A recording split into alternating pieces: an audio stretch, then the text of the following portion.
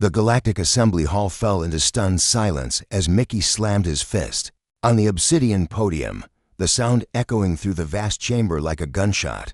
Beside him, Wendy stood with her arms crossed, her jaw clenched so tight that the Vendorian Ambassador 3 rows back, could see the muscles working beneath her skin. "You expect us to what?"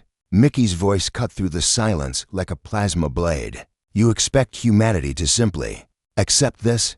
The High Chancellor, a towering krill with fur arms and skin the color of deep space, shifted uncomfortably in his elevated seat. His translator device crackled as he spoke. "Representative Mickey, please understand. The quota system is for the greater good of all species.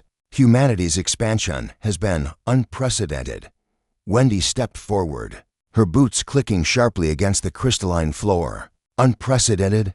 We've colonized 17 worlds in 30 years using our own resources, our own ships, our own blood and sweat. We didn't ask for your help.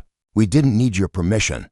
And that, interjected Ambassador Thelxer of the Consortium, his multiple eye stalks swiveling to focus on the two humans, "is precisely the problem. You grow too fast. You spread too far. You consume resources at rates that alarm the elder species." Mickey laughed, but there was no humor in it. "You're scared. That's what this is really about, isn't it? You're terrified that in another century, maybe two, humanity will outnumber all of you combined." The chamber erupted in clicks, whistles, and translated protests. Species from 100 worlds began shouting at once, their various forms of communication creating a cacophony of indignation. The High Chancellor raised his primary arms for silence. "You are young, impetuous. You do not understand the delicate balance we have maintained for 3,000 years. Your species has been part of this assembly for merely 75 years. You must learn patience." Wendy's eyes flashed dangerously. "Patience. We've been patient. We followed your quarantine protocols when the Viridian Plague hit our colony on New Terra. 16,000 people died because your medical ethics committee took 8 months to approve our cure. Our cure, Chancellor. The one our scientists developed in 6 weeks. The committee had to ensure what?" Mickey interrupted. "That we didn't save lives too efficiently. That we didn't make the rest of you look incompetent." A reptilian delegate from the Saurian Confederacy hissed from his seat.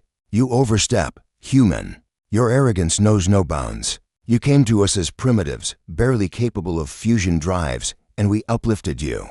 We gave you the stars." Wendy turned to face the Saurian, her expression cold. "You gave us nothing we wouldn't have achieved ourselves in another 50 years. And you know what?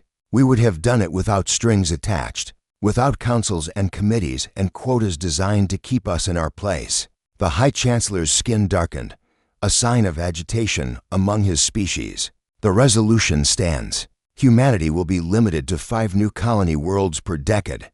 No more. This is not negotiable." Mickey gathered his data tablets, his movements deliberate and controlled. "Then humanity is done negotiating." The chamber went deathly quiet. Even the ambient hum of the life support systems seemed to fade. "You cannot mean," the Chancellor began. "We're leaving," Wendy stated flatly. "Effective immediately, humanity withdraws from the Galactic Assembly. We will no longer recognize your authority over human affairs." Chaos erupted. Delegates leaped to their feet or whatever appendages they used for locomotion. The translator systems overloaded trying to process the simultaneous outcry. "You'll be isolated." Someone screamed, "Economic sanctions." Another voice cried, "Technological embargo." Mickey turned to face the assembly one last time, his voice cutting through the noise with pure, controlled fury. "Threaten us with isolation? We've been alone before. We thrived alone for millions of years on a single planet. We'll thrive again on 100 worlds, 1,000 worlds. Without your permission slips and your bureaucratic chains." Wendy moved beside him, and together they began walking toward the exit. The assembled species watched in growing horror as the 2 humans strode through the chamber. With their heads held high, "You won't survive without assembly protection," the Krill Chancellor called after them. "The outer rim is filled with hostile species, pirates, worse things. You need us." Mickey paused at the massive doors, glancing back over his shoulder. "No, Chancellor. You needed us to stay small, manageable, controllable. But here's what you never understood about humanity: we don't ask for permission to exist. We don't beg for the right to grow. And we sure as hell don't bow to anyone who thinks they can put a leash on our future. The doors began to open, light from the corridor beyond spilling into the chamber. Wendy's voice rang out, clear and final. When you're perfect, the balanced galaxy starts falling apart because you've spent 3,000 years stagnating. Instead of evolving, don't come crying to us. We'll be busy building a civilization that actually believes in progress. The doors sealed behind them with a conclusive boom. In the assembly hall, 1,200 delegates sat in shocked silence. The High Chancellor's hands trembled slightly as he gripped his ceremonial staff. "What have we done?" whispered Ambassador Thel single quotes XAR. The Saurian delegate hissed nervously. "We've released them from all constraints. They'll expand unchecked now." "No," the Chancellor said softly, his skin now pale with fear. "We've done worse than that.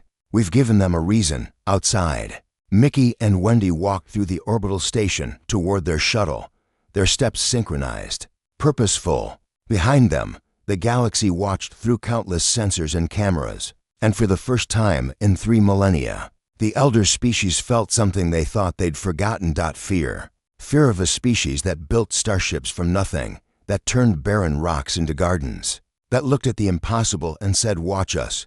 Fear of humanity, unchained.